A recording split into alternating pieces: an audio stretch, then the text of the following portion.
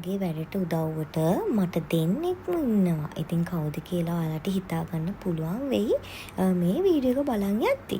ඇත්තටම අද නිවාඩු දවසේ මම පොඩ්ඩු දෙන්නත් එක්ක එකතු වෙලා කට්ලට් හදන්න තමයි ලෑස්ති වුණේ. ඉතින් මේ කට්ලට් හදද්දි වැදගත් වෙන ටිප්ස් ටිකක් කියන්න තමයි හිතුවේ. කට්ලට් ලස්සනට බෝල කරගත්තම තමයි ඔයාලට ඒක කැඩෙන්නේ නැති වෙන්න බැද ගන්න පුළුවන් වෙන්නේ.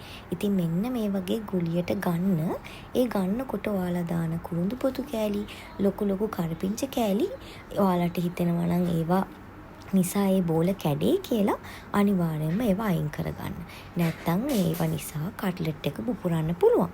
ඉතින් ඊට අමතරව මට ඔයාලට කියන්න ඕනේ කට්ලට් හදද්දී සුවඳ වෙන්න, රසය වැඩි වෙන්න කුරුඳු පොතු අනිවාර්යයෙන්ම දාන්න.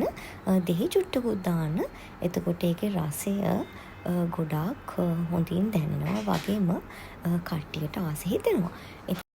මම ටූනා වලින් තමයි අද කට්ලට් හදලා තියෙන්නේ. කට්ලට් නම් 100ක් විතර කන්න